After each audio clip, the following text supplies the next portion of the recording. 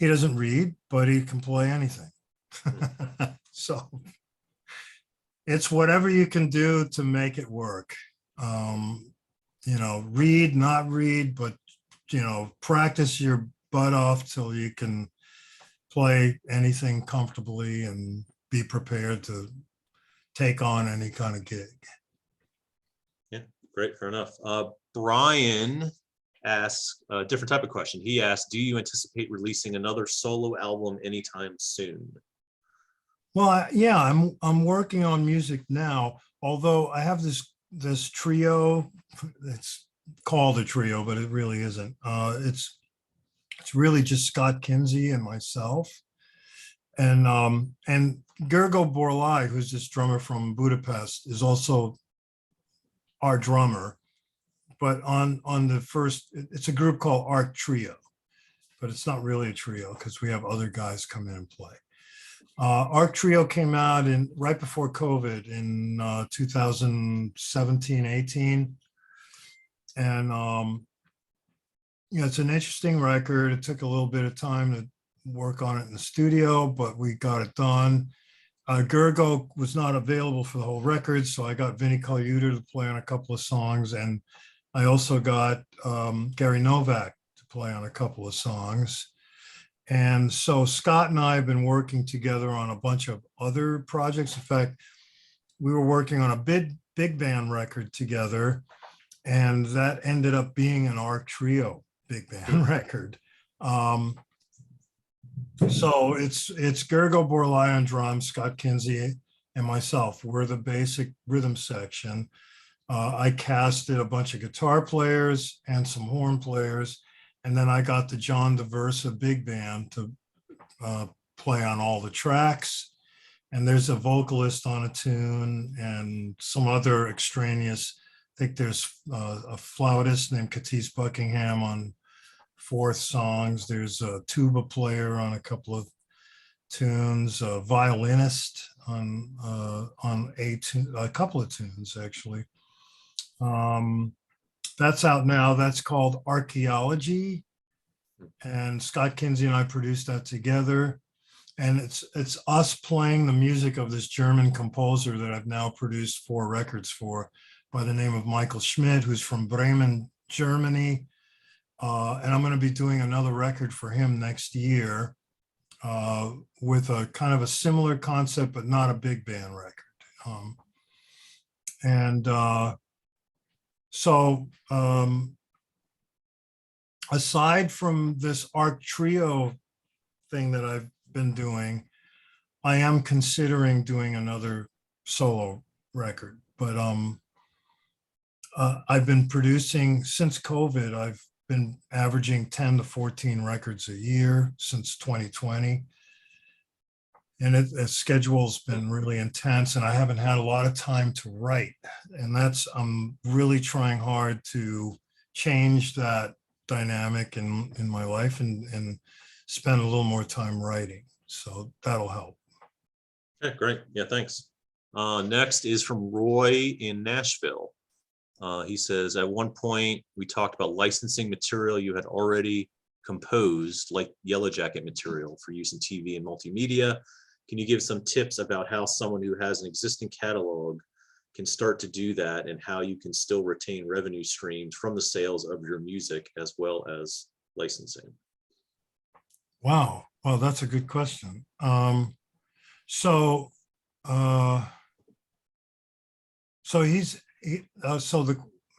actually the question? Does he want to know about licensing and retaining? That's what it sounds like. So you give some tips. So you have, I guess, someone that has an existing catalog of material. Okay. And how you can still retain revenue streams from the sales of your music as well as from licensing. Well, if you own the music, there's no question that all the revenue stream would come to you. So I'm not sure I understand the context of what he wants to do, but here's some examples of things I've done. I have probably 50 songs. I've written over 400 pieces of music. So I have 50 pieces of music at a what's called a music library. It's called the Deborah Alexander Music Library. It's here in Los Angeles. So what she asked me to do was take all 50 songs and retitle them. So I gave all 50 songs new titles and then sent her high res, whatever, 96K wave files of the songs with different titles. So I'm retaining my writers and my publishing on all that music. Now, obviously, when it goes into a music library, a film company might latch on to a piece. I think they actually ended up, some of the music ended up on Blackish, because I've been getting these royalty checks from Blackish. So I'm still getting a royalty. I'm not getting a full royalty from the original composition that I wrote, but I'm getting some partial royalty through this music library, because obviously everyone's got their hands in the kitty. You got the film company wanting to retain, chunks of money because they're putting it in their film. And then you have the music library wanting a percentage for getting the music to the film company. And then I have, BMI, and then I have Royalty Network, and I have a neighboring rights account with IPR out of London. So all those people, when they collect royalties for this music, they all take a piece. So I end up with what's left.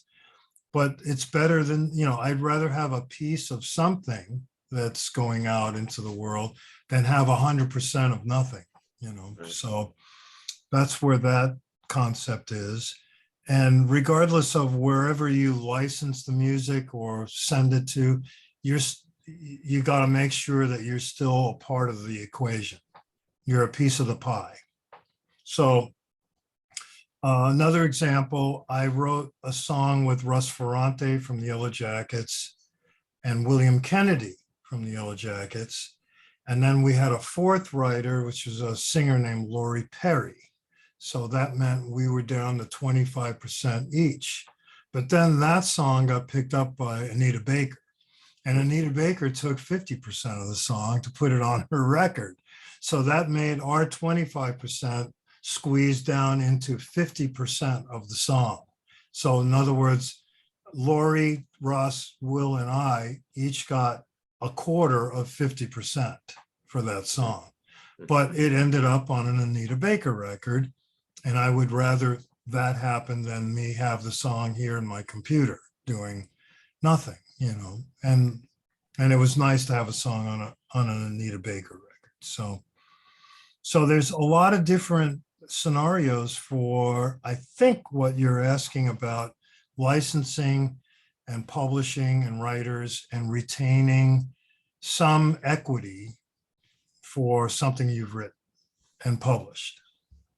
Great, thanks. And Roy has another question. Says, since you do an awful lot, I think I know Roy. Hey, Roy. Since you do awful lot of things in the business that don't involve having a bass in hand, how do you keep your skills up and keep growing with a limited amount of time at your disposal?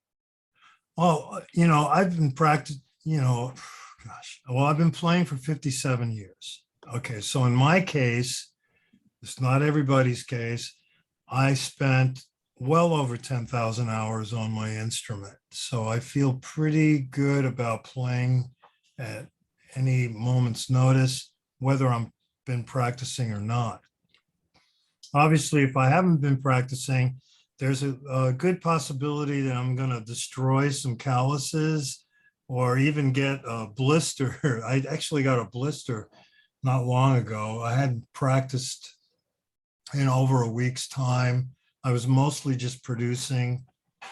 I had to do this Lorber gig, and on the Lorber gig, it's an hour and a half of relentless up-tempo funk. There's no ballads.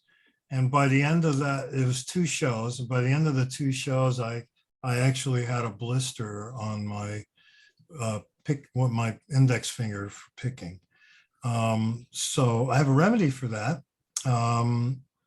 Just go to the restaurant or your refrigerator if you're home, or your pantry, get some vinegar, pour it into a cup and soak your blister in the vinegar, and that actually draws out the liquid that's in the blister, and it creates a leathery covering over your callus. So then you're able to actually play on the blister. It's a little tender, but not super painful. Like if you don't do that, then if you try to play on it, it feels like you're sticking your finger in a forest fire. So it's really painful. So, but I try to practice every day if I can. I do play almost every day because I'm doing sessions at home, and sometimes I'm doing rehearsals with the various things that I might be going on the road with now. During COVID, there was none of that, so I spent time practicing at home, and I was doing a lot of session work. So every day I had 3 or 4 songs to play on. And, that was sufficient. That got me through it. And actually in doing those sessions, sometimes I got motivated to actually practice certain things. Sometimes the artist or the band would ask me to solo on a couple of tunes. So that in itself creates a practice session, because now I got to figure out what the changes are and what I can play to hopefully create a nice improvised kind of solo. So start studying some scales and some patterns and fooling around with things. And then, then you turn on the machine and you just improvise and try to come up with a nice solo. So all that takes effort, and it could be included in what might be called practice time. Right, great. Thank you. Next is Christopher, who says that I've known you now for 20 years and have never asked you this. My my favorite tune of yours is Hannah's House. I was wondering what the inspiration was behind the tune. Well, that was for my first solo record, which was co-produced with Vince Mendoza. It was a record called Arc, and it came out on the GRP label at the time. I now own that record, and I put it back out on iTunes and stuff. But, so Hannah's House was inspired. I was at the time going through a divorce, and I had this really cool dog with my ex-wife named Hannah, and she took the dog. So when everything was said and done, and I was home all by myself for a while, I was writing this song that had this very lamenting quality to it. And I started thinking that I was home by myself and my dog wasn't even around. So I came up with this title, Hannah's House. It seemed to fit the mood of this piece. And that was the inspiration. And then another question by Christopher as part of that is, do you still play fretless bass? I do. Yeah. In fact, there's a record out that I just had released on one of the labels I'm A&Ring. It's a company called Outside In Music. They're out of New York. And I did this kind of interesting trio project with a guitarist named Barry Coates, who mostly plays synth guitar, but he plays also acoustic guitar and electric guitar. And he's a really interesting composer, and he's got an interesting voice for composing and harmony.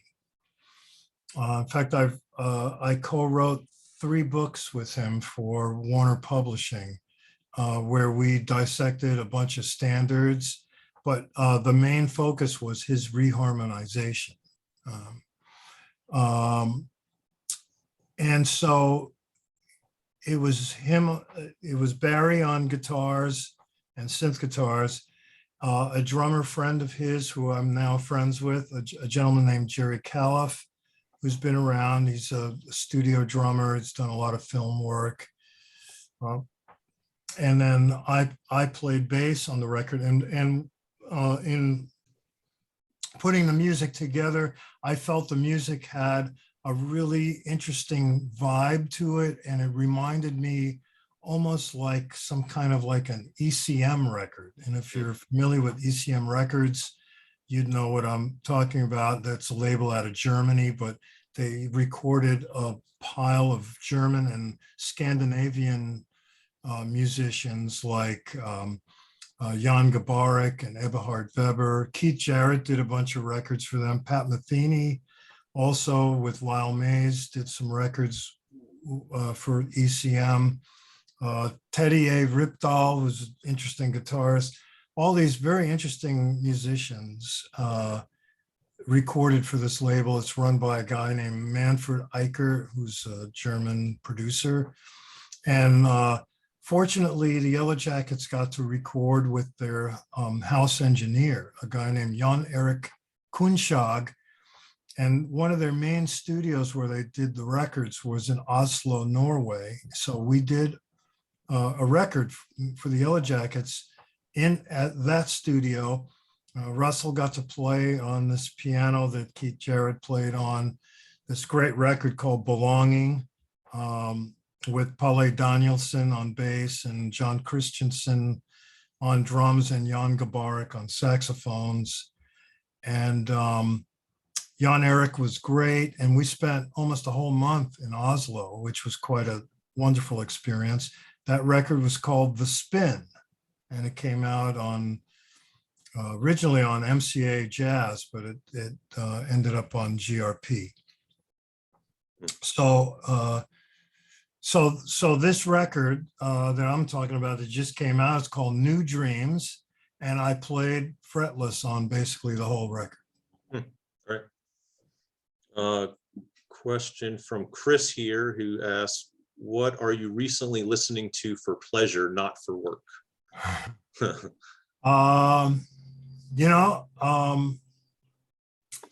Gosh, so much stuff. What can I start with?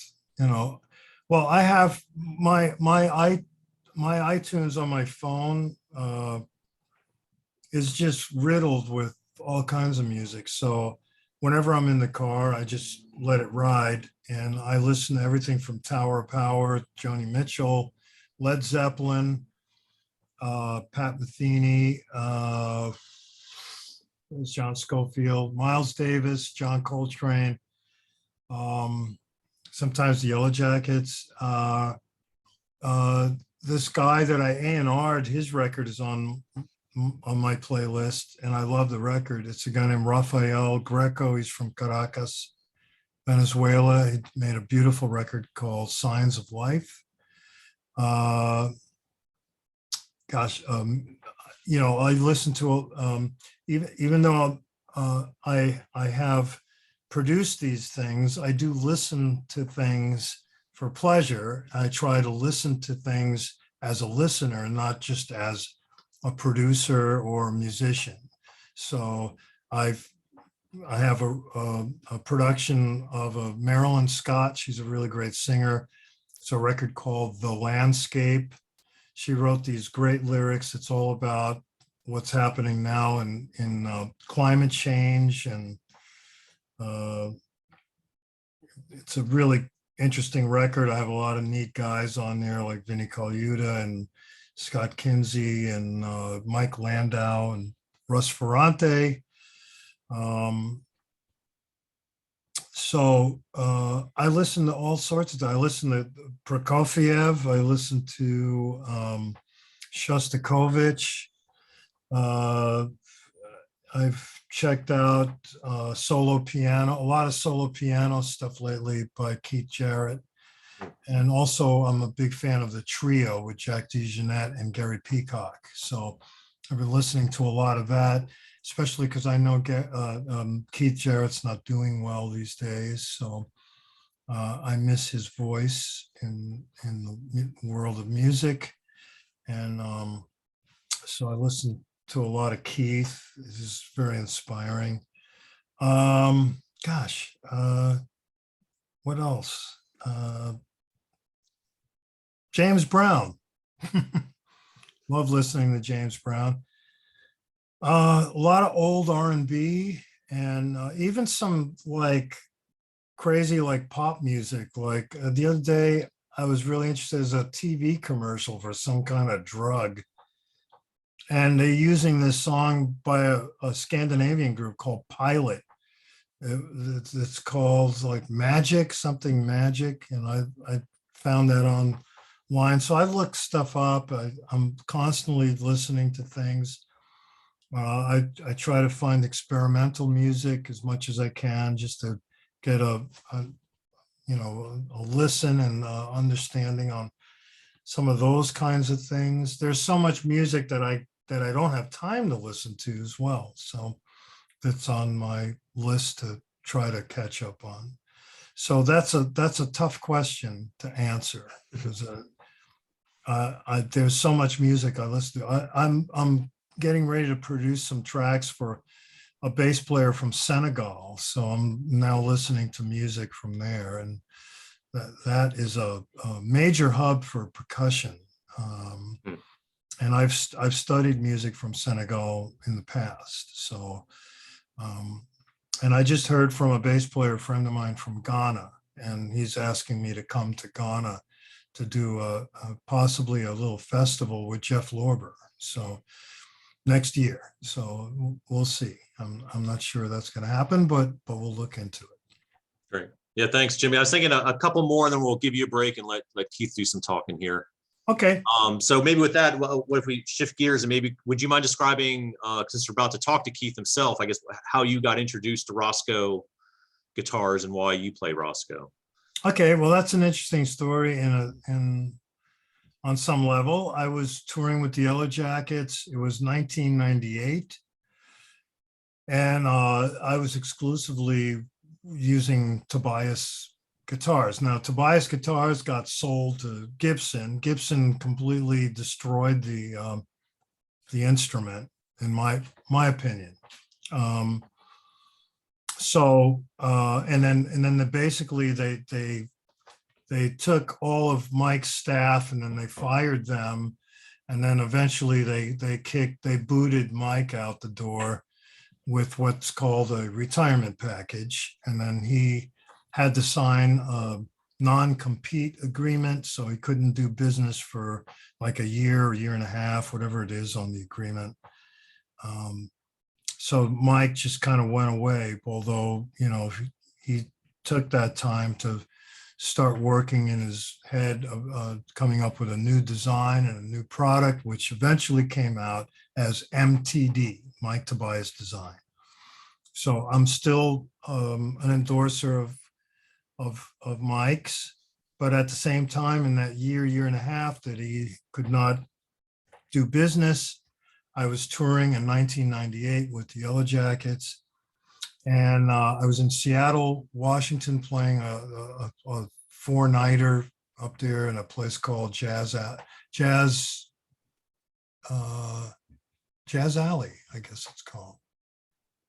Yeah, and I had a problem with a potentiometer, and I needed to get it fixed. And the guys at the club said, "Oh, you got to go to Base Northwest." So I looked them up on the Yellow Pages. I found them, and I took a cab over there with the bass, and I walked into the shop, and there was a repair area, and I went over there, and the guy said, "Can I help you?" And I said, I have to get a potentiometer repaired or swapped out. He said, "No problem. Let me see the bass." It was, I had a Tobias 6-string fretless I was playing at the time. So I was sitting around and I saw this bass sitting on a stand. I said, "Hey, what is this?" He said, "Oh, that's a Keith Roscoe bass. It's owned by this guy who plays bass with Edie Brickell and the Bohemians." I said, "Oh," I said, "Can I pick it up and try it?" And I said, "Yeah, go right ahead." So I picked it up, I plugged it into an amp, played it, and it was great. I thought, wow, this is cool. So the guy said, "Wow, you want a brochure for the company?" I said, "Yeah, why not?" So I got a brochure, a Keith Roscoe Guitars brochure in Seattle. And we were bouncing after we left Seattle. I forget where we went, Portland or whatever. And then at one point I got curious. So we ended up, and I looked on my itinerary. I hadn't even checked out everything that was on the itinerary. And I saw that we were doing a gig in Greensboro, North Carolina. And I said, "Wow, that's where Keith Roscoe is." So I don't know where we were. I think we were in Williamsburg, Virginia, or Virginia Beach or somewhere, and heading towards Greensboro, North Carolina. So I sent Keith, I called him from a payphone, I think, and left him a message on his answering machine. And that was that. And I gave him some information like, "I'm going to be in Greensboro. I'd love to meet you, and just I like your instrument, and we're playing at this place." I can't even remember the name of the place we were playing. And I said, if you want tickets, I'll invite you down to the gig. So when I got to the hotel in Greensboro, there was a message from Keith, and I responded. I called him. We talked. He wanted tickets. I got him tickets. He came to the gig, and then he said, "I'd like to build you a bass." So I accepted. I did call Mike Tobias and I told him what was going on. And Mike knew Keith and said, "Go for it." So I got Mike's blessing. I met Keith. Keith was a great guy. Keith built me this bass right here. This is my, had this since 1998. It's a 6-string fretted. And funny enough, right at that time, because I played fretless exclusively for 10 years. And right at that time, I was thinking, I was getting frustrated with the fretless intonation thing. I was like beating myself up. And I thought, yeah, I'm going to get a fretted bass and go back to that. And that's what this was. And I've been playing this bass live since 1998. That's great. And I came up with a little thing, which is kind of my signature. Keith can talk to you about it, but I asked him to angle the pickups so that the top of the pickup here is angled towards the fretboard. So it makes this little thin 30, 27 or 30 or 28 even string, gauge string, a little warmer. And then the bottom of the pickup is angled towards the bridge. So it makes this giant 128, 130 gauge B string sound more articulate because it's all the way, it's leaning towards this bridge. And that seemed to work. And the only other thing I wanted was separate volume controls. So I have this volume for this pickup and that volume for that pickup. And that gives me a lot more variety in the tone selections. A lot of times I turn this pickup off completely and I'm only using the bridge pickup. But just to warm it up a little bit, I'll add some of the low end pickup. So there you go. And it's an odd thing because, as a lot of you know, I'm left-handed, so I play a left-handed bass with a right-handed neck. Good luck for that. And a couple questions. So I guess how long have you played a 6-string bass? And I guess what got you into playing 6-string? And is that what you play exclusively? Pretty much, although, studio work, I use a lot of 5-stringers. And I still have a couple of 4-string basses. I have a 4-string fretless, Yamaha 4-string fretless. I have a Moon bass 4-stringer fretted. And I have another Yamaha, it's like a BB 1200S, which is a four stringer, but a friend of mine invented a bridge that converted the four stringer into an 8-string bass. So I have that. I hardly use those, but they're around in case I need something like that. But I have a lot of 5-stringers as well.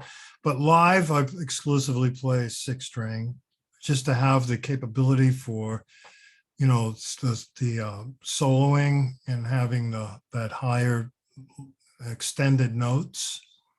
And then obviously the low end is always great, having a low B. I've been playing 6-string since 1988. I got my first 6-stringer from Mike Tobias, which was a 6-string fretless. And that's what I used exclusively for 10 years until I got this Roscoe 6-stringer. And then does your Roscoe has a preamp on it? Yes, it's all Bartolini preamp, Bartolini pickups. And how do you configure the EQ on your Bartolini preamp? I just turn everything up to 100. to 11? Yes, yeah. I just turn it all up and then I adjust the amp so that the bass is just putting out full blast energy, which is good for the house sound. And then the amp, I'd make my adjustments on stage. Okay, interesting. So everything's all on. So how about during a solo versus during an accompaniment piece? Your bass is full on, so there's nothing more you can add. Pretty much the only difference is when I'm soloing, I'm exclusively using the bridge pickup. When I'm playing in an ensemble, I add some of the front pickup. And if I want more of a string bass sound, I take down the bridge pickup and turn up the front pickup and get a little more girth. Okay. Yep. That's basically what I do. I mean, there's a lot of variations to all that. And it depends on the room.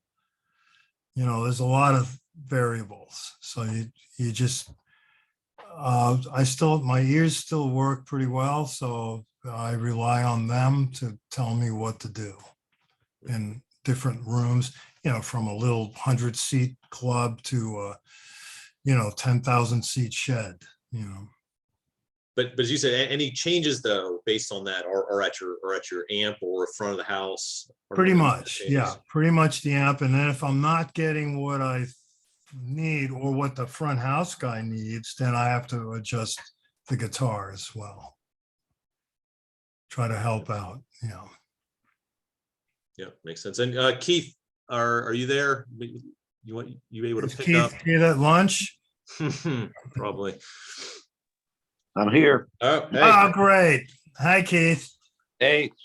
Great. So I was thinking now it's about the 1 hour point. And think it was probably a good time to switch over and have you talk for a little bit. Give Jimmy a break. Sure. I'd rather listen to Jimmy, actually. I'd rather listen to you. I want to see the shop. You know, I've not been to the new shop. Well, it's a dusty mess, but It's we always, with lots of sawdust, we say if you go to a guitar shop and there's no sawdust or dust, they're not actually making guitars. So we do. well, it's a beautiful place, and you make really beautiful instruments there. So Ron's thank- been. Yeah, I got a couple in the background right now. Yeah, and I showed him this guy. So this is it. This is the one. I've been watching. I was I had a lot of those stories. That was fun for me. Yeah, that was a great day for me to meet you. So what I mainly got early in your conversation was the best plan was to have good parents. If you got good parents, that's going to help a lot. Yeah, my parents were incredible. And they, you know, they had to kick my ass a few times, but as the way it goes, but it definitely gave me a good foundation of how to be a good person. So I'll always honor that, honor them in that sense, and respect everything they turned me on to. So they turned me on to a lot of culture, because my parents grew up in Puerto Rico.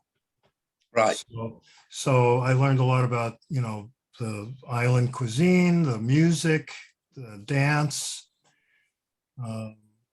even the Indian culture that was there. A lot of it's extinct now, but all that adds another element, to a person's being, So I have a lot to be thankful for. Well, we hear it in your music and appreciate the music. Thank you. Well, let's look at your shop. What do you got going for us? I'm going to turn the camera around. Here we go. I think I'm turning it around. There we go. There you go. So we're in the, let's see, here would be the foyer as you walk in, and let's see. There would be my desk and various guitars and things around there. And then we come into the plec room. These are various guitars we're working on. And I was telling Jimmy earlier about the plec, which like a phone booth. Let's open it up. And that's incredible. Yeah, it is. I love this machine. You bolt a guitar in here. You can put a Stratocaster or a Roscoe bass or whatever, and then you've got a little template that allows you to adjust it very closely, because the machine won't recognize it if it's not exactly where you tell it. And then this probe right here goes up and down and decides what frets are high or low. And then you have a milling head up here. And then this is the actual cutter, and it's got 3 profiles for different size frets. So you can do a couple things. And we mainly have this piece of equipment for our manufacturing of our guitars. So we run it twice. We have it in a stress tension jig, and then we mill it with this little cutting head. And that's where we get the real accuracy. We have a very elaborate Haas CNC router back there that cuts the neck and radiuses it. And then we re-radius it with this cutter head here. And then later, after we fret it, we cut it with this cutter head here. And it just makes the instrument play better than possible otherwise. Various necks that we're working on. I wanted to show you this one. We just did this crazy. Wow. It's got a rocket ship. Well, I think, Ron, aren't you an engineer? I believe. You're right. Yep. That's right. And this guy called us recently on to order a bass, and he's a rocket scientist. So of course he wanted a rocket inlay, and we designed that and put this thing in it. Could send that to Elon Musk. Well, he won't pick it for him. Yeah, the first bass to be playing on Mars. I think that one should be it. That should be it. Okay, and then this next room is where we drop the electronics in. I don't know if most of these. So they'll come into this room from that big part of the room back there. We'll get back there in a minute, and we'll paint the cavity with carbon paint, and then drop the electronics and the pickups, add all the hardware. Here's one a fellow just sent back it, and it's a beautiful piece of koa. Let's see. Nice. Yeah. Wow. One of my favorites. He just sent it in to get it plecked. He's had it a few years. He's worn it pretty hard. And then he said, put different pickups in just so we can get a different feel. So I'm dropping some Aguilar pickups and preamp in this time just to see what we can do. Okay, so that's what happens in this room. And then you've got drawers, pickups and preamps and this type of stuff, just mountains of this. Okay. Now, it's dustier now. That's awesome. This little area here is where, way back in the shops where, it all comes in raw wood, and cut it, laminate it, glue it, shape it. And then in the back, I'll show you the finish room later, but we sand the finish, and then we stand here and buff for, it takes about 2 to 3 hours to buff a body out. It's a slow process.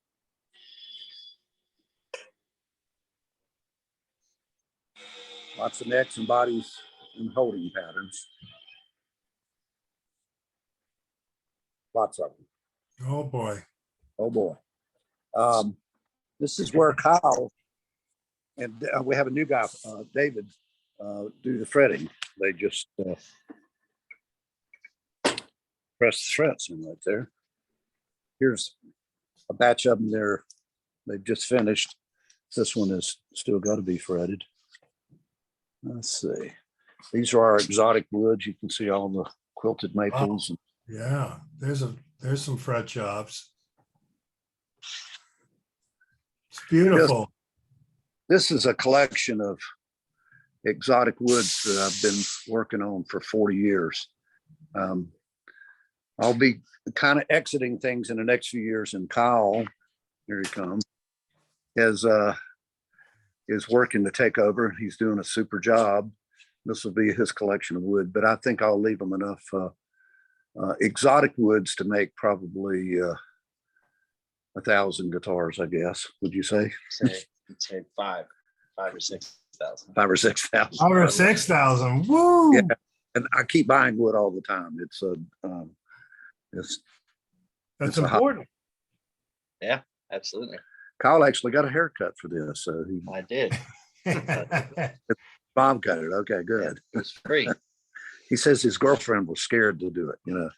Over here, where we carve nuts. There's a particular guitar we make. And that's the size nut we use for that. Let's see. This I guess this area here is pretty much just for making pick guards, which would be our classic.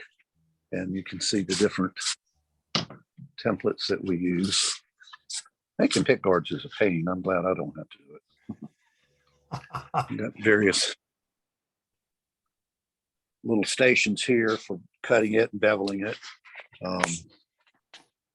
This is an interesting tool. I always wanted one of these.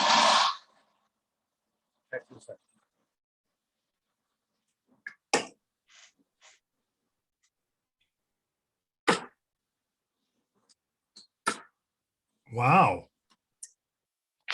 It's called a Bergmeister, and this is the littlest one I've seen. They're usually a couple thousand pounds, but that's a drill press. But it has, let's see, 1, 2, 3, 6 heads, and it's indexed how far it goes down. Fascinating piece of equipment. Only problem with that one is it's old and it tends to spit a little bit. These are some different, these are all ones that are sold in a holding pattern. This guy just called me, emailed me this morning, wanted to know if it was done, and I just checked it out. I still got to spray the headstock in it. That's an LG 3005, similar to, but it's a right-handed one and a tobacco sunburst instead of yellow. If it didn't have the burst, it would be real similar. Now, here's a couple that we just started. Now these have just the sealer. You don't see much build on it. That's box elderberry, swamp ash body. This is they call it the most beautiful burl in the world, and I always wonder who makes the call. I don't disagree, but beautiful. Some of these are in prep to be finished. That's a Buckeye burl, and the customer wants it shaded a little bit dark on the edge there. This one goes with the rocket ship guitar, I believe. Oh, great. Yeah, And it's going to get like a purple burst on the edge. So I'm going for that. More. Oh, That's incredible. that's Koa. Those are totally different, but that's Koa. This is the Binga, and that's Koa. So you got three different looks there. Beautiful wood. Yeah. Walnut. That is a walnut burl. Beautiful walnut. Beautiful. The light's kind of bad on that. Yeah, this can be hard to see. This piece of walnut burl is for Australia, and it's just killer. And it's got a roasted mahogany body. Okay, let's see. Planers and joiners, just like a cabinet shop. The biggest difference, the actual heads on these things are helical, so they don't rip the grain out on the exotic woods. 16-inch joiner, 16-inch planer. They have, I think that the joiner here has 156 blades, and I think the planer has 160 something blades. So it's a big ordeal when you have to replace the blades on those. Yeah, I'll tell you that one. Here's another hole that was especially pretty. Yeah, Wow. show 'em. And it's got a Oh, Match. wow. Look at the back. Jeez, that's incredible. And those are both the same slab. So that's the top cut off the slab, and then the back is the next slice off it. So they match. Oh, that's great. That's antique yellow, kind of like yours, Jimmy. A little different shape. Oh, yeah, that's beautiful. That's a flame. Yeah, and here's a 6-string. This is like yours. This is an LG 3006, but it was blue, and of course it's right-handed instead. We hand cut out a little more up here, just like we did on yours too, to get a little better access. Pretty color. And you know, you used a 5-string body on my 6-stringer. Yep. Which I like.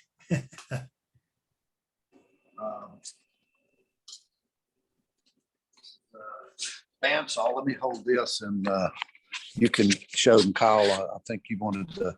Yes, This is I was going to show you guys the process of how a neck starts to when it's finished and he has it to paint. And so when you guys, well, we don't make them to order. We make them in stock. And then when you order it, I go to a shelf and grab it. But when I make necks, I make them in this big master block. And so that's the maple and the purple heart and the maple. And there's a different one, a different block you make for the signature necks with the wingy on the outside and the standard necks with the maple core. But we'll glue up this big block, and I have drawn out here, I have a template, which is just the side cut of a neck length. And I put it on here, I leave some space in between, and I can mark out my necks and cut them on the bandsaw rough before they go on the Haas. And so this block, I'll get 7. That's probably about 7.5, 8 inches wide. I'll get 7 necks out of that. Yeah. 7 Purple Heart necks. And then I'll bring them over here to the Haas.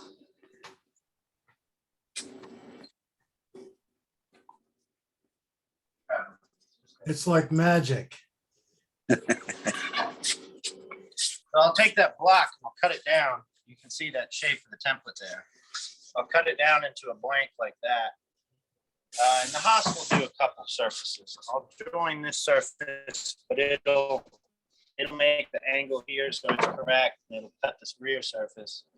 And I'll put it on the Haas up here on this template, and it'll spit me out something that looks like that. And so it'll have the general shape. It'll have the truss rod slot down the middle, the 2 graphite pockets here. And from here, I'll take it over to my glue station behind us, and I'll glue a fingerboard onto it. So it's already got the 2 graphite rods in it and the truss rod in it. And then I'll put it on the machine, which is this stage, and I'll go turn on the vacuum pump so you guys can see it cut a little bit here. Do you want to turn it on? Yeah. Okay, good. I have everything on preload. We'll follow. The vacuum pump is very loud, and we put it. I'm following you, and so we put it all the way across the room, and then it has a small tube that runs up into the ceiling here. And go ahead. That's So we loud. can vacuum chuck for pulling the wood down on a template on various machines if we want, all through the shop from that one piece of equipment. And it's not too loud when you get that. During the day when they have all these machines going, it's pretty loud back here. You can see the different templates he has to screw onto the face of the machine to hold down the piece of wood. It forms a vacuum. Takes a lot of time to program and make all these jigs. It's incredible. Yeah. So I've got my neck on this template here, and I'm pulling as hard as I can. It's stuck there. We use, I think it's about 20. Yeah, negative 20 on the vacuum pressure. But I'll come up here to the screen, and that's pretty much what I look at all day. And so we have a few thousand programs in here, and I have them all written down. And so this one's a 5-string. I have to find Roscoe 5-string operation 2 and select it and come on, go to memory and run an on-screen program, and it'll show me everything that it's about to cut before I cut it. So if I put it up there and it does something funky, then I can see, oh God, I need to change that before I tell it to go. But I can come in here and I can type a code, and then I can pick certain things. So that'll radius the fingerboard, and then this one will do the long fret slots. And then if it was a signature, I could turn that long fret slots off and make it do the blind fret slots. And here I can select my inlays. So I can have dot inlays down the fingerboard, or just the little swish at the 12th, or the big ovals that go down the board. And there's a million options in here. It's kind of tricky at some point.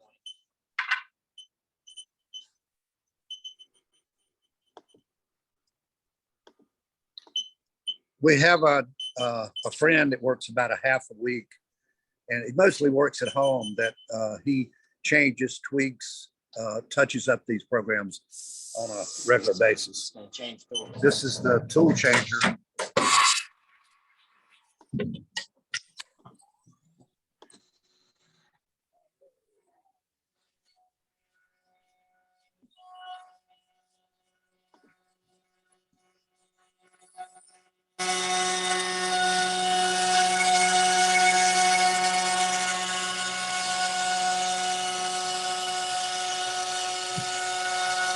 And usually when we're cutting and running this machine, these doors will be closed for safety. And Kyle knows there are certain procedures that it can dislodge, and there's certain parts where it'll cut a corner, and there will be like this, for example. When it cuts this, the bit is only as wide as my fingers. So this piece of wood out here is just floating. And then once it's fully disconnected, it likes to throw it in a direction. And you better hope if the doors are open that direction is away from you. Oh, God damn. we like to work safely, so we mostly keep that door closed. And it's generates a lot of sawdust. After a couple of days, it's full, and then you have to stop and do some housekeeping. And so I've given the Haas that. So during the day, he'll get a neck going, and then he'll come over here and start working on a body. Or so I'll give that, and it'll do the process where it radiuses the board, does the fret slots. It'll take all this to the final shape, and then I'll flip it over, and it'll actually hog out the back here and give me 95% of my shape. So our necks are more consistent with the feeling. And then I just have to sand it from there rather than the old way we did it where I'd have to carve it by hand, and it would all turn out a little different, but an experienced worker could get them pretty close. But the Haas really, it's kind of doing the job of three people, you'd say? Yeah. And so I'm over here sanding, and that thing is 2 or 3 people preparing more work for me all day, every day. And by the way, we are still looking for people, so we're not trying to replace them with robots, but we've had a challenge the last couple of years of finding guys. We lucked up into a real nice young man, David, and we wish he could be here today. He's got a successful local band. I think he's out playing somewhere or something. Oh, cool. He was going to tune in. Okay. Either that or he and his girlfriend do rock climbing on the weekends. So Oh, wow. yeah. But he's picked things up quite well. We are really looking for a technician, someone who has a wiring and technical background. That would help us out quite a bit. You can see That's for wiring pickups and preamps and stuff, right? Yes, exactly. Right. It's awesome, Keith and Kyle. Okay, You guys are great. What is that? This is a guitar that Kyle built, and he just made a case for it here. Everybody needs one of those. That's great. That's incredible.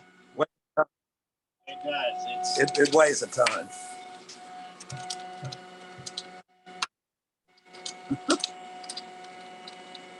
And let's see. This little station right here is actually where you do most of the detailing of your bodies and necks, I think. I've shown you some stuff on necks, and with the bodies, it's kind of the same thing. That I start with a block of wood for the body, which is the majority of it, and then I'll line up my center line with the center line on the piece of wood, on the body wood, and I'll glue that on there, and I'll give the Haas just a big oafish looking square of wood, and it returns me this. And so it'll cut the belly carve and the pockets and the recesses for the plates, the mounting holes, the neck pocket, the pickups, the bridge mounting surface. It does 90% of it, and of course this one's a carved top, so I'll have to come back and hand carve that. We haven't quite programmed that into the machine yet, which would be a big time saver, but I kind of like that part. And everything you see on this body, the Haas CNC has cut so far. Yeah. You haven't detailed that at all. I haven't. Yeah.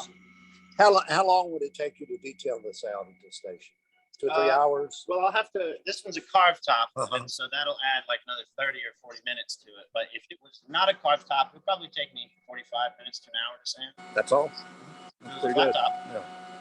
But I will also have to drill all the holes, and that's a whole nother process I just don't put into it. Mm-hmm. I'll take another 20 minutes. Let's see. You want to show neck blanks over there and just what we picked from? Or? I would just go and show what we have. Okay. You want to? Let me stop this real quick. Okay. It's about to be stopped. So interesting.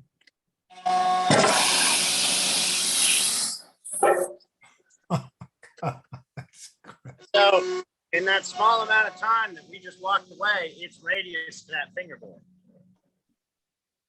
And get ready to switch. If we were to do that by hand, it would have taken a lot longer than that. It would have been a lot more grueling. We're going to change those here. Yeah, in a second. When it goes up.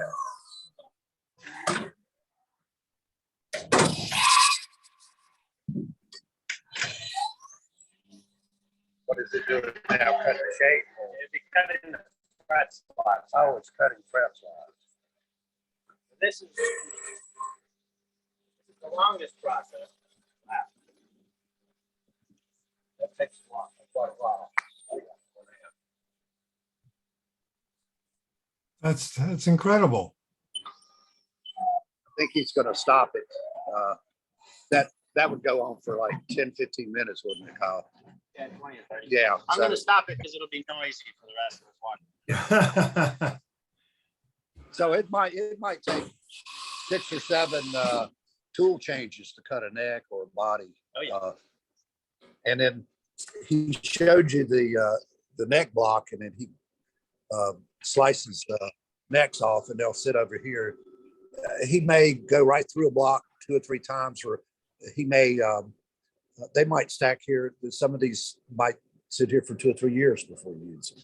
I wouldn't say that long, but yeah, I try to keep about 5 of each type. So this one is it's got a wingy core, and then this one's got a maple. And this one was kind of a one-off block with maple and I think cherry, and then purple heart. And there's other ones down here that are maple, purple heart, and then the normal custom neck, and then the signature neck. And if there's any kids watching, don't run your hand like that across wingy. You'll get splinters.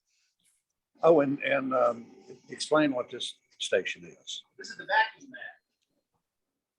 So when we do a bent top, like on these classics, we do a bent top where we bend the top on that forearm part. I'll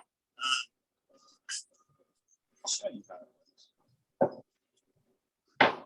I'll put glue on there, and I'll have a top that I've already pre-prepped, and I make it real thin so that it doesn't break and become too brittle. But which I actually have a funny way of making it bend. I'll show you that in a minute. But this thing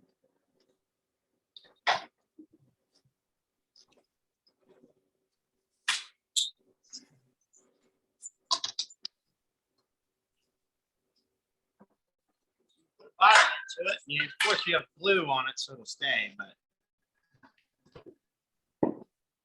If you're using yellow glue, the glue time is reduced by it sucks. 80%. Yeah, the wood glue is water-based, so it basically sets up by the water inside of the glue evaporating and leaving behind the adhesive. And So it's pulling that moisture out. So because it's You creating a void. you could put a top in and take it out in a half an hour if you wanted, I guess. I usually leave them in longer than that, just to be sure. Because if you take it out and it's not ready, then you kind of screwed yourself. So I'll put that in there. I'll seal it up. And I come around to the back. I flip this nozzle.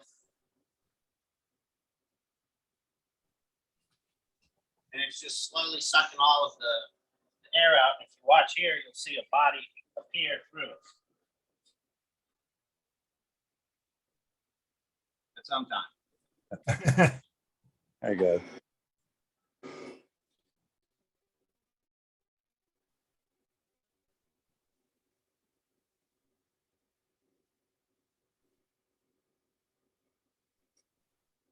And once it reaches its vacuum, you can turn the machine off. There it is. Come back 24 hours, still Yeah. sitting the same way. There's the shape. That's an LG. There it is. And you can see it's sucked down so much it's even sucked into the dimples where the controls go. Wow. And so that'll help us that I don't have to make some complicated clamping jig to hold this top down perfectly and get even pressure on it, because I've tried doing that and it never turns out well. You have to be a much better woodworker than I am to do that. You turn it off. Okay. Let's see.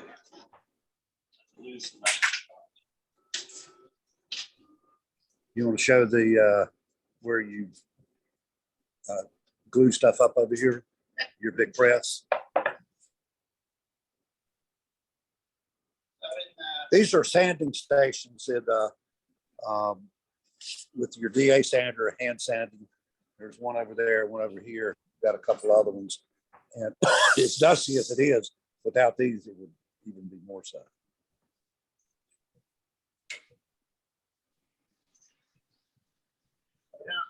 I didn't think about that.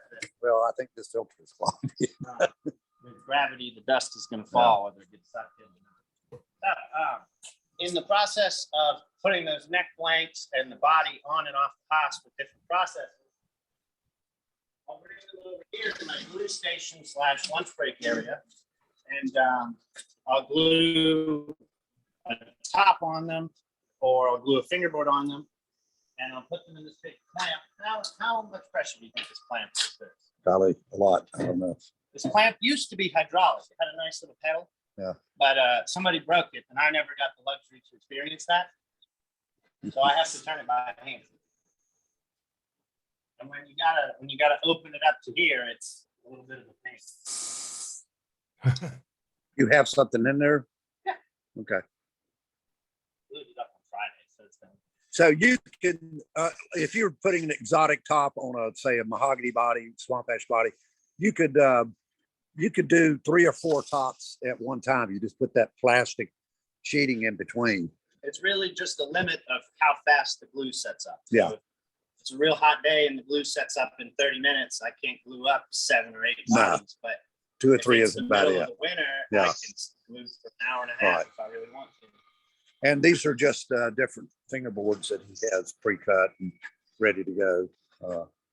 This clamp over here is when he book matches woods Wow. like yay. And he may not use it for a week or two, and he may use it all day long for 2 or 3 days.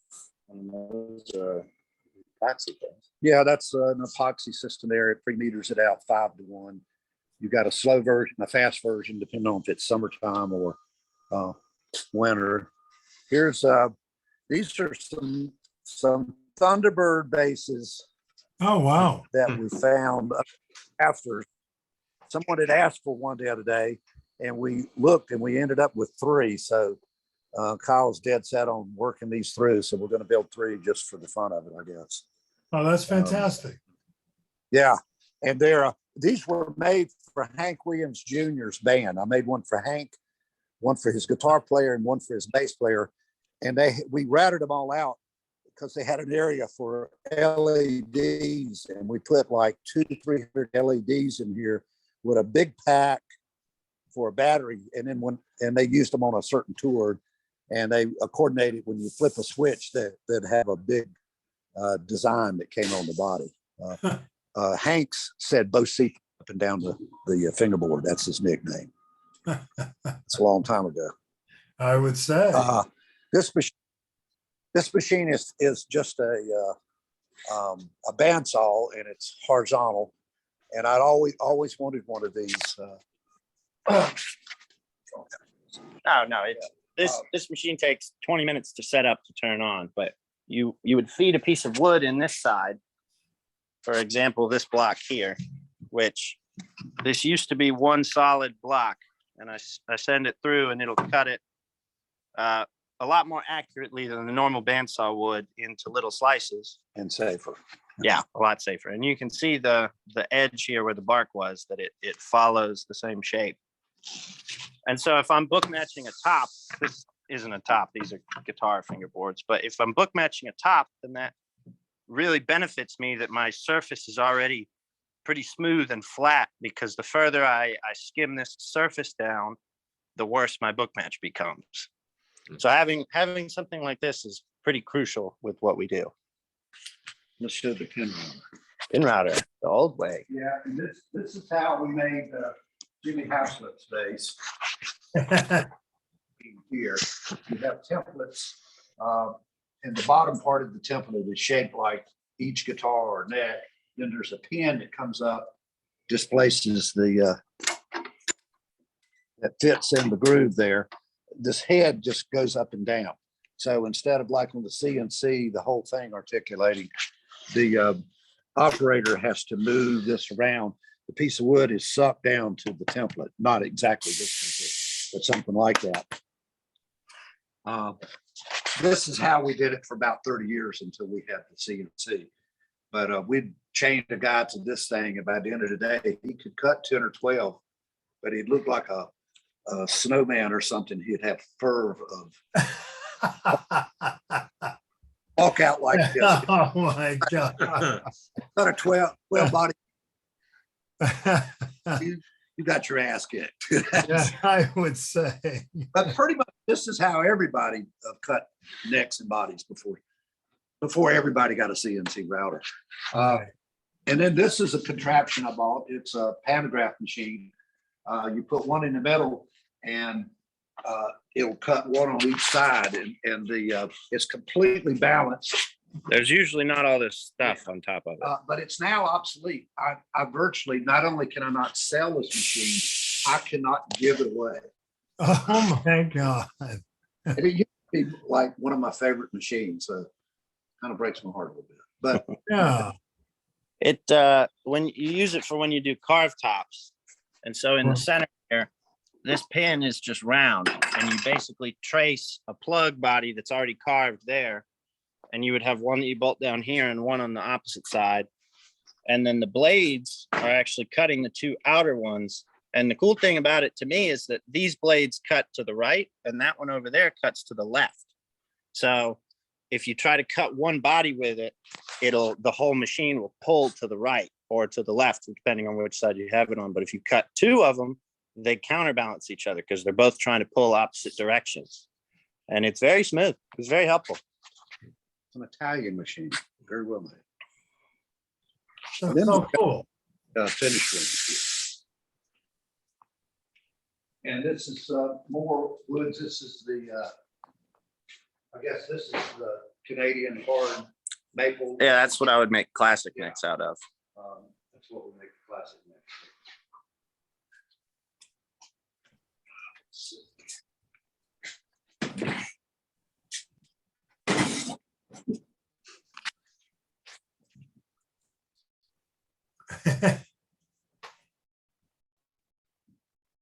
Orange base for our Columbia, South American.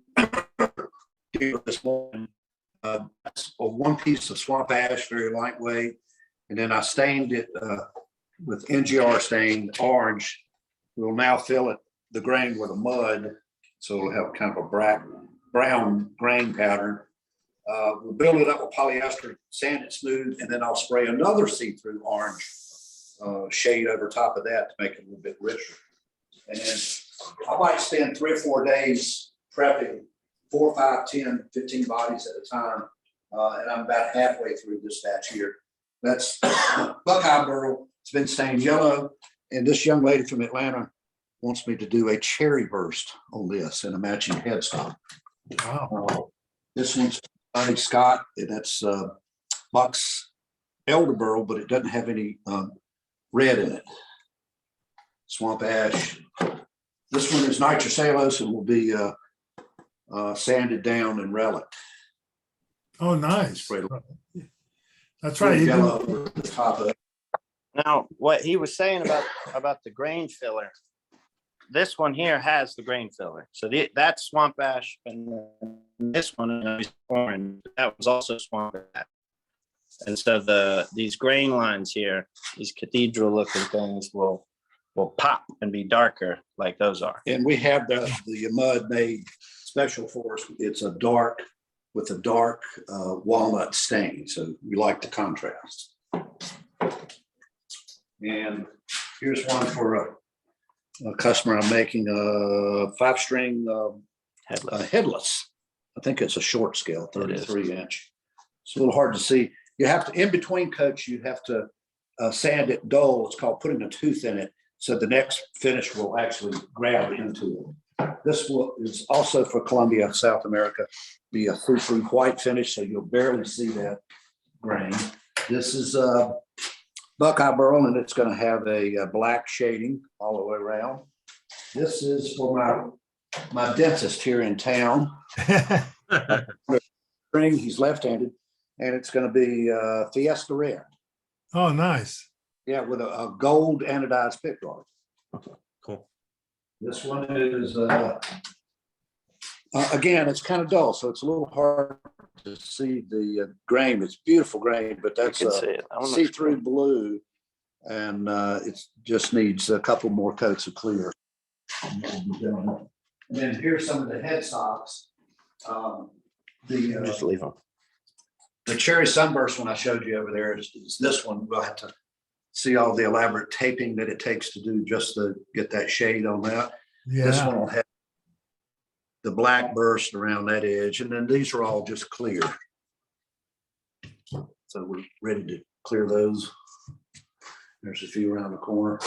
So about 2 more days, all this will be done. That is a mountain of work. It's a mountain of work. This one is actually, I guess you could call it a clone, a Jimmy Haslip clone. It's the exact same spec. It's a left-handed one too. Left-handed, 6 strings. Exactly. Doesn't have the same fingerboard. I think I think this one's strung regular instead of upside down, though. Right. But I'm not sure. I think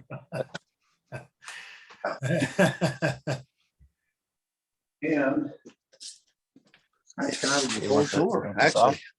off. Yes, yes. Oh, there, you just left one. Okay. I think that's about it, actually. Yeah, Keith, that was fantastic, by the way. There's a couple Really? questions I think geared for you in the list here. Okay. A couple of them, there's a question from Roy and from Veery. Seems like both are very similar. They're asking about some of the SITES regulations, like the eco-friendly regulations. Oh, yeah. More recent years, has that impacted wood choices or how you make bases? You know, you can get around most of the wood stuff if you like. For instance, I have a big collection of Brazilian rosewood fingerboards for guitars, and we're actually working on making some guitars. If you're willing to fill out a whole bunch of forms and send the government $100, then it doesn't matter. And to me, life's too short. I told Kyle that Brazilian rosewood is yours. You can do what you want to, make guitars. You can sell it all. So there are certain facets of that it does affect us, but not actually a lot. The biggest deal with the woods are the cost. I mean, the cost on a lot of these exotic woods has gotten crazy. When I first started, a piece of quilted maple of the level that you see on Jimmy's guitar was about $15. Now, wholesale, it's several $100s just for that one little slice of wood. But you buy it and you keep it. And then the guy that wants that kind of wood, let's see if I can flip it around here. Yeah, look at That's beautiful. look at that. Isn't that pretty? I always say, oh, this quilted maple it's in limited supply. They've been saying it for years, but when they triple the price, all of a sudden, there's a lot of it available. So I don't know if I believe that. Swamp ash is hard to get. There's a bug out in the world that's killing it. So I know. Oh no. Fender decided about 2 years ago they no longer use swamp ash. Alton ash were their mainstay. Right. They make millions a year. We only make a few hundred a year, so we still use it. But I used to pay $1 a board foot, and now I pay $18 a board foot. So it's readily available. You just have to pay the piper. Right. That's wild. Yeah. Yeah. Well, everything's going. Look at gas. Gas, anything, everything. Everything's gone up. That's the disadvantage of being an old guy like me and doing this. You start going, oh, back when I started this and this. And that. People roll their eyes, and Yeah, no, Keith, could you talk about scale length on your bases? Like what you recommend, or what are, I guess, or what are players asking for, from a 4-string up to a 6-string and beyond? Or Jimmy, if you have any. It's all over the board. And that's changed over the years. Jimmy's is a 35-inch. And I know we're kind of known for our low B. And I think over attributed it to, we use that extended scale. And way back, a lot of people did not. I'd get asked to do a 34. And eventually under duress, I did. And I realized, wow, this 34 sounds like 99% as good. And then we did 33s and 32s.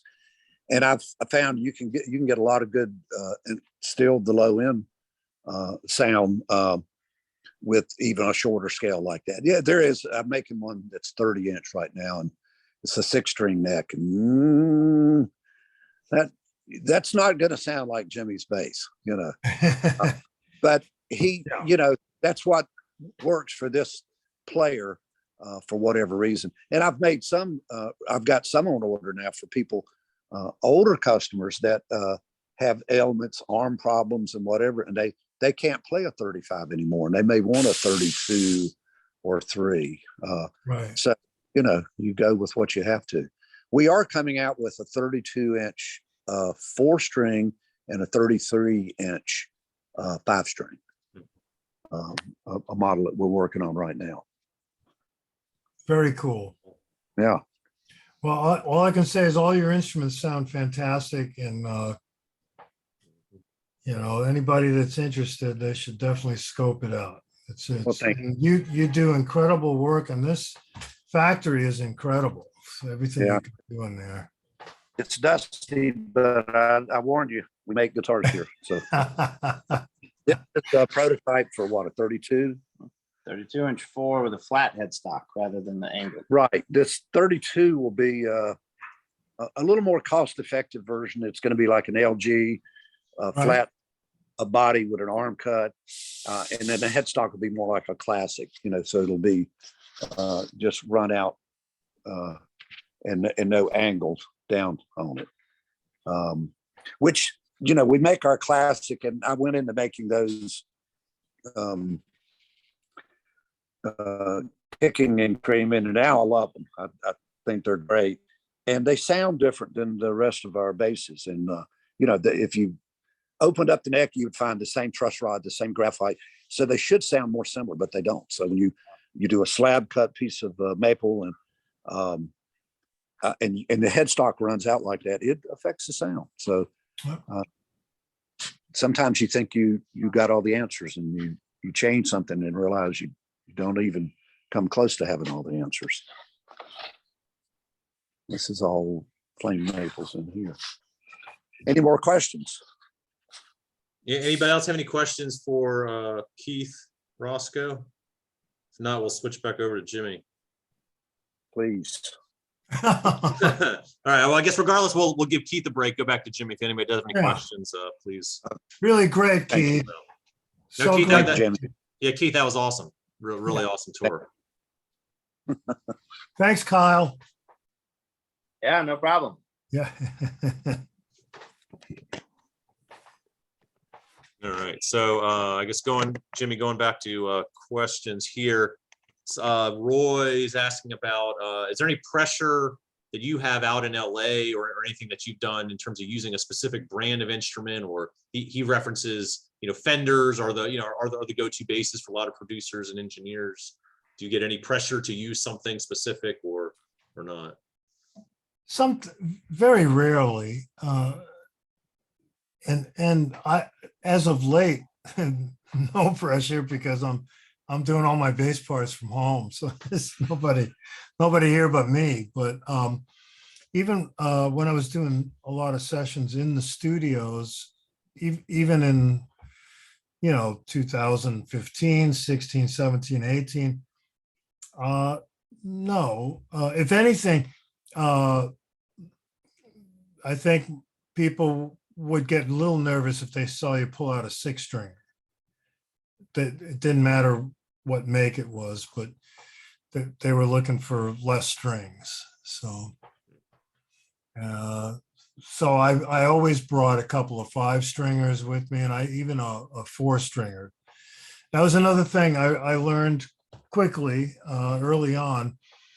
Don't ever show up to a session if you're going into a studio with a bunch of musicians with one bass.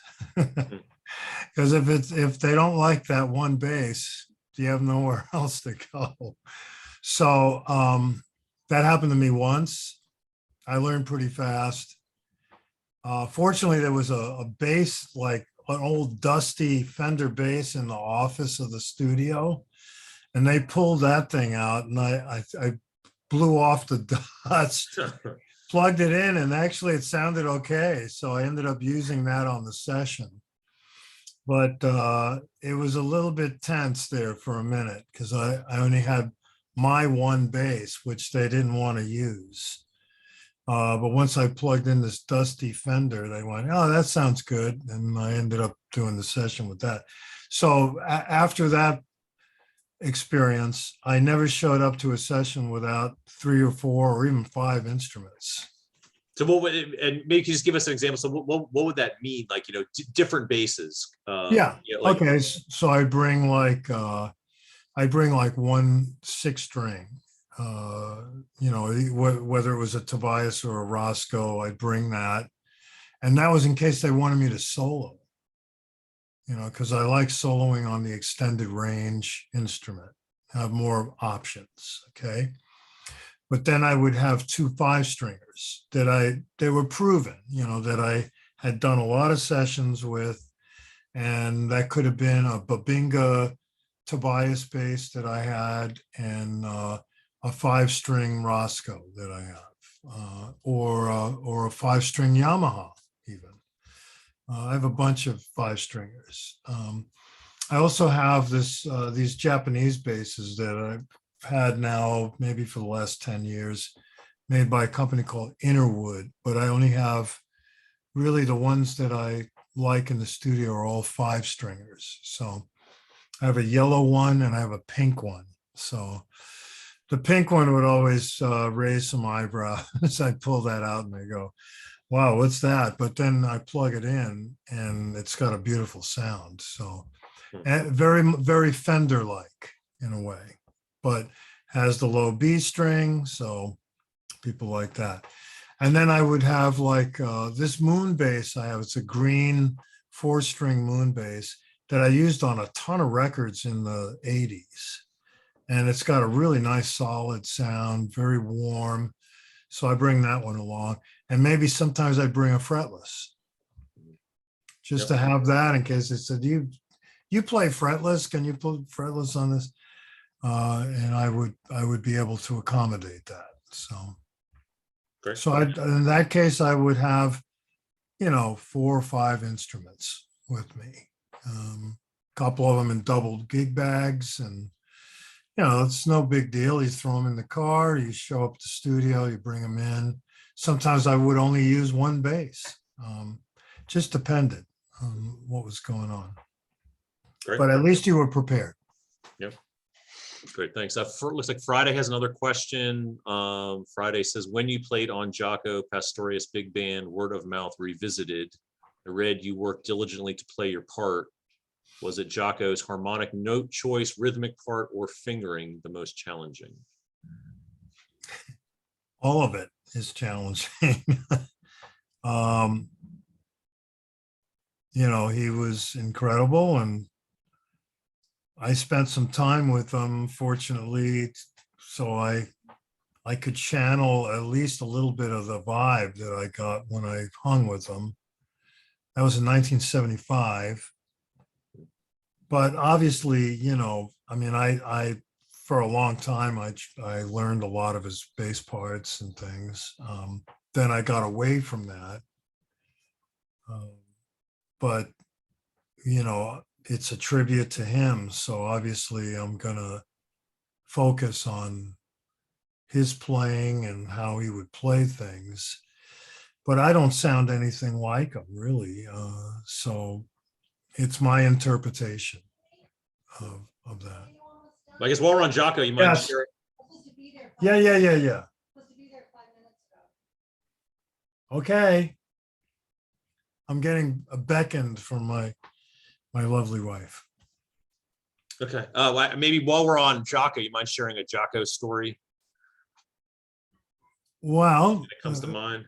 I met him in 1975. I was rehearsing with a band I was in called Adventure that was managed by the same management company, Cavallo, Ruffalo, and Farnoli. They managed Weather Report, Prince, Earth, Wind, and Fire, and Little Feat. And they managed this little band I was in called Adventure. So we were rehearsing in this rehearsal hall in Hollywood belonging to Frank Zappa. And next door in one of the rooms was Weather Report. So, and Jaco was just joining the band. So I couldn't believe what I was hearing. And I walked up to him when they were done rehearsing, and I asked him if he gave lessons, and he said yes. And I took a bunch of lessons from him while he was rehearsing with Weather Report. And, I spent probably a week on and off with him. And then I kept seeing him on the road. I was playing with Flora Purim and Ayrto, this Brazilian jazz group. And we were playing in a lot of the same cities as Weather Report. So I would see Jaco on the road that same year. And he was great. He was in great shape. He was at the top of his game. He was light years ahead of me, and we were born 30 days apart. And he was cool. And he gave me some really great, insightful advice and showed me some very interesting little patterns and things for exercises. And we talked a lot about a lot of music, and being that we were the same age too, we had that going on. But I'll never forget it. And it was, spending a little bit of time with him was an explosion of motivation. Yeah, that's awesome. And just random question. Do you have any idea? Do you remember what a lesson with Jaco cost in the mid 1970s? Well, I'll have to be honest, he didn't charge me. That's awesome. Wow. Yeah. Yeah, He just amazing. asked me to come over, and we'd spend 5 hours just hanging out, playing and talking about music, and he'd show me some stuff. And yeah, he never I offered to pay, but he wouldn't take it. Amazing. Moving on with the questions here from Michael. He asked, how long does it take to record one song, let alone an album? And I don't know if you want to pick something specific. You mean while I'm home here, like recording something? Maybe. His question is just what I said. So I don't know if you want to pick something specific, or is there some general? I mean, it's so many Answer. different things can happen. I've, just did some rock and roll tunes. It took me, I did 3 tunes in like basically 5 hours. But then there was this big band tune, this big band record, Archaeology, that I recorded, and I had to redo my part. We'd recorded some stuff live with Scott and Garrigo, but then I did some overdubbing. And some of those tunes took me a full day to do the whole tune, just because I was being so meticulous. And, I don't want to say I was trying to be a perfectionist, but, because there's no way that's going to happen. But I was very conscientious of making sure all the parts were there, and they were very elaborate arrangements. So, it's like dotting all the I's and crossing the T's. And when you have the luxury of technology, you could take as long as you want to really get, like I say, not perfect it, but really get everything that's necessary and make it feel good. Make it have a vibe. There's a lot of things that go in dynamically that go into making a song work. Great. Israel has a question. What do you recommend for ear training? Well, listening to a lot of music. Also, I can't tell you how many hours I spent just by ear listening to bass parts and learning, the parts by ear. Oh, hold on. Yeah. Yeah. Let me just wrap it up, and then I'll take you over to this meeting. Okay. My wife's injured, so I have to take her to a meeting soon. But we're doing okay. We made it to 5 o'clock here, my time. Right. Yeah, there are a bunch more questions. We can do it. If you want, maybe you want to answer each one maybe just briefly, or I can send them to you. We can type them out and get them to everybody. Can I do that? Sure. Can I type them out, or Yep. I could even call you? Sure. and talk to you over the phone and answer the questions for you, and or I can just write them out. That I can do one or the other, or both. Cool. If you Yeah. So yeah. like. So we'll coordinate that. So it sounds like you have Yeah. to go soon, and we did a solid 2 hours. Appreciate you taking all the questions. I wish I could stay. My wife's injured and I need to Yeah. help her out, but I'm happy to answer all questions that are posted here. And I could do that over the next 24 hours. Great. Yeah, and for everybody, appreciate. There's still a bunch of people that have stayed on the line. Really appreciate everybody, sticking with all this great material. We did record this whole webinar. I'll send a link out to everybody, so you'll have that sometime tomorrow, and we'll also get these questions answered and send those out as well. So appreciate everybody's time. Encourage you to check out Jimmy's website, his social media, Roscoe's as well. There's a lot more good stuff there. So. It's my pleasure. Great. Thank you for organizing this, Ron. Sure. No, thanks. I'm a bass player and super fan of both you and Roscoe basses. So it was super enjoyable for me. Well, let's talk some more, and let me get these other questions answered. And I appreciate all that participated in this webinar. I very much appreciate you all. And thanks again for listening to the music and the support and the good vibrations. Appreciate it all. Awesome. All right. Thanks so much, Jimmy. And Keith, you're still on the line. Thanks for that amazing tour and talking to everybody. All righty.